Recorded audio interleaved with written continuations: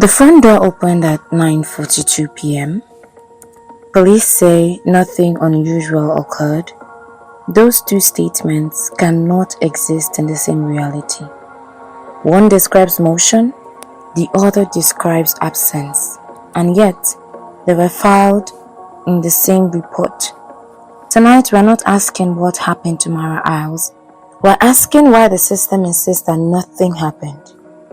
Previously on the disappearance of Mara Isles, Mara noticed an inconsistency at work, a small numerical irregularity buried in internal reporting.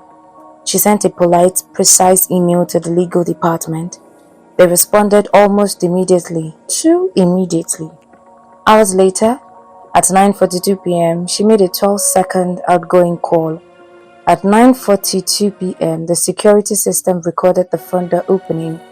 At 9:43, silence. Mara Isles was never seen again.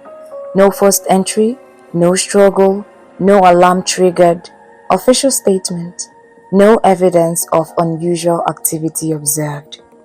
Tonight, we examine how that conclusion was reached. Let's begin somewhere quiet, not at the house, not at the missing minute, but at the office. The legal department's reply to Mary's email came in under 2 minutes. 2 minutes to acknowledge a flagged financial inconsistency. In most corporate structures, internal legal review operates on triad queues. Responses are logged, escalations require supervisor clearance, acknowledgement alone can take hours. So we ask, was Mara's email already expected? Or was someone monitoring her account activity? We obtained internal workflow standards from comparable institutions. Average acknowledgement window, 45 minutes to 3 hours. Mara received hers in less than 120 seconds, and not a generic receipt, a personalized acknowledgement that requires human review, meaning someone was present, alert, and waiting. Waiting for what? Now consider this.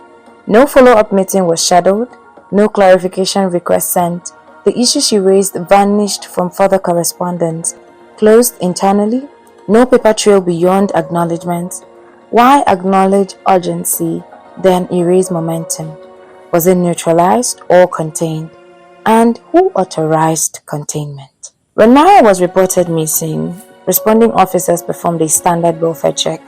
Standard protocol includes physical perimeter sweep, entry point inspection, digital device preservation, neighbor canvassing within 48 hours.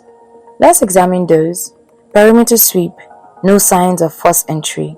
Entry point inspection, front door recorded as opened at 9:42 p.m. 58 seconds. No record of it being forced, which suggests either Mara opened it or someone with access did. Digital preservation, her phone was not recovered at the scene, but call logs were available. How? Because telecom data was retrieved before the physical device surfaced. Timeline matters. Telecom extraction requests require formal authorization. In this case, authorization was processed within hours. Unusually fast for a non-high-profile disappearance. Why the urgency? Who escalated it? Neighbor canvassing. Official report states no witnesses observed unusual activity, but no doorbell camera footage was logged in evidence inventory. In 2025, suburban homes average at least 2 external surveillance devices. None entered into record. Were they none, or were they deemed irrelevant? On what basis? At 9:42 p.m., Mara placed an outgoing call. Duration, 12 seconds. Not long enough for conversation, long enough for connection. We analyzed standard telecom metadata behavior. A 12-second call often indicates immediate pickup and disconnect, voicemail auto-termination, or a signal test. But here's the irregularity.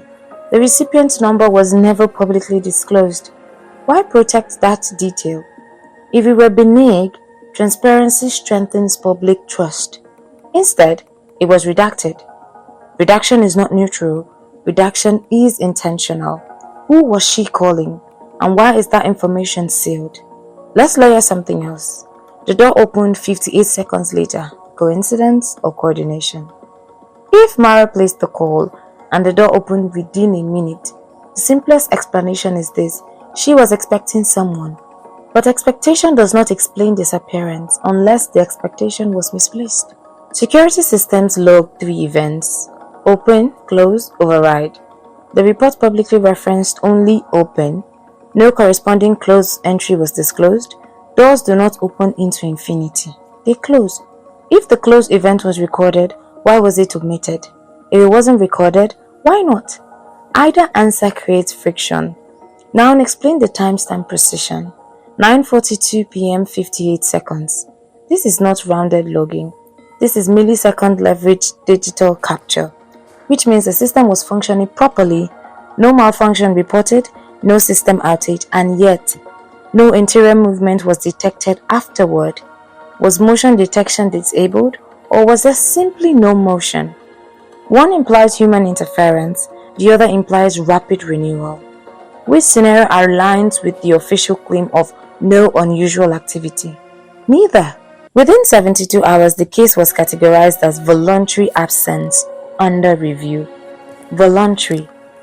Despite no packed belongings, no financial withdrawals, no travel bookings, no farewell communication. Voluntary classification reduces resource allocation. It reframes urgency, it cools attention. Why cool attention within 3 days? What threshold was unmet? Or was the threshold strategically defined? We requested comparative data on similar cases. Average time before voluntary classification, 10 to 14 days. Mara's disappearance, under 72 hours. Acceleration again. Acceleration everywhere. Who benefits from speed? There is a sentence buried on page 4 of the preliminary report. Subject likely left premises of her own accord. Likely. Not confirmed, not supported, not evidenced. Likely. Language like this does something subtle. It creates narrative gravity. Once likely is introduced, every subsequent action or inaction obeys that assumption.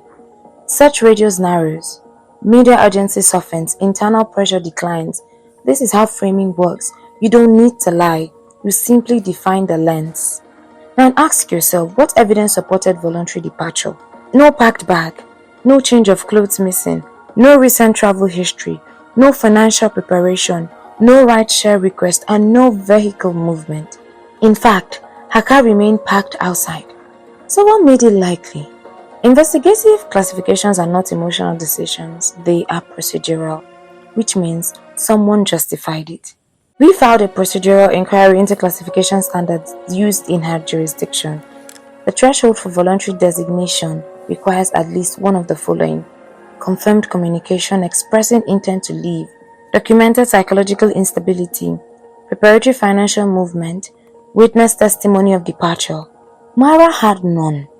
So either the threshold was reinterpreted or the threshold was ignored, which is more troubling. Let's examine Mara's devices. Her phone was not found inside the house, but her laptop was. Still open, still powered. Last active window, internet spreadsheet. Timestamp 8:17 p.m. No further digital activity logged after 9:38. Then 12-second call at 9:42 p.m. came from her mobile. But here's the part that matters. Her mobile last pinged the local tower at 9:44. Then nothing. No subsequent tower registration. Phones do not disappear from networks accidentally. Even powered off, they often emit traceable shutdown data, unless they are destroyed or shielded or removed beyond immediate tower radius quickly. Which scenario aligns with no unusual activity? None. None. Now let's consider this. There were no cell pings along highways leaving her residential area, no toll camera flags, no traffic cam hits.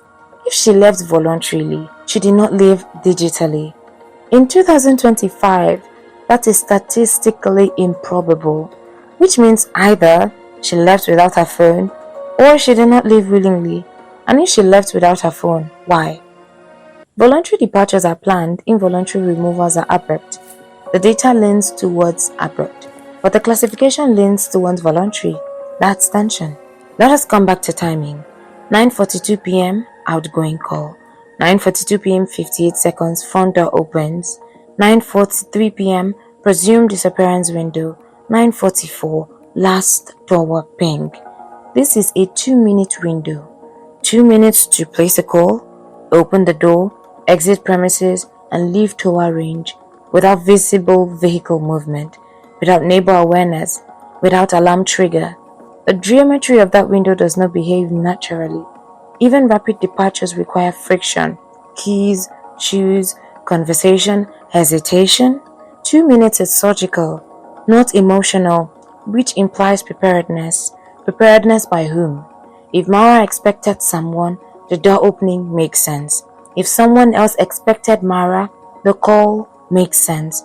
But who initiated the sequence? The caller or the recipient? And why is the recipient undisclosed? When information is withheld, it's usually for one of 3 reasons: protect an active investigation, protect an uninvolved third party, protect institutional liability. Which category does this fit? 3 weeks after Mara vanished, an internal review was quietly initiated within her company. Not publicized, not announced. Internal. The review focused on data management irregularities, not on Mara, on data. The same data she flagged. The review concluded no systemic risks identified. Yet, 2 months later, 2 mid-level managers resigned. Unrelated? Officially. Timing is a language. Resignations are rarely random. Are they connected to Mara's flagged inconsistency? Or connected to the review? Or connected to each other? We cannot assert causation, but we can observe proximity. And proximity matters, especially when the person who first noticed the irregularity is no longer present. Silence is not passive, it is active containment. Notice what has not happened. No press conference escalation, no reward increase, no public appeal by her employer, no sustained media amplification. The story cooled quietly. Cooling is a choice. Public pressure sustains investigative momentum. Remove pressure, momentum drops. When momentum drops, files thicken quietly and attention thins. Who benefits from thinning attention? Not the missing. Let's talk about Mara. Meticulous, detail-oriented, procedurally disciplined. People like that do not vanish mid-process. They close loops. Her email was a loop. It remained open. Her spreadsheet was a loop. It remained open. Her life trajectory showed no destabilization indicators. No recent conflict, no social withdrawal, no financial distress. The voluntary narrative requires internal collapse. There is no evidence of collapse. So either there was a hidden psychological fracture no one detected, or the voluntary narrative is misapplied, which is statistically more plausible. What if Mara was not the anomaly? What if the anomaly was the data she uncovered? If her disappearance and the internal review are adjacent events, then the disappearance becomes less random and more inconvenient. We are not asserting wrongdoing, we are analyzing alignment. Alignment of speed, silence, reclassification, redaction, resignation. Individually, each element is explainable. Collectively, they form friction. Friction is not proof, but friction demands scrutiny. The door opened at 9:42 p.m. 58 seconds. The report says nothing unusual happened. Mara Isles remains missing. The legal email remains unexplained. The 12-second call remains redacted. The classification remains accelerated. The internal review remains quiet. When institutions move quietly, they unusually move to control damage. Was there damage? Or was there only perception? And if there was nothing unusual, why does everything feel precisely arranged? We are left with a minute. 1 minute between 9:42 and 9:43. A minute that contains movement without acknowledgement. A minute that contains departure without trace. A minute that contains silence without stillness. And until that minute is explained, the official narrative remains incomplete. Next episode, we examine the recipient and the 12-second call, because sometimes the most powerful witnesses are the ones never named.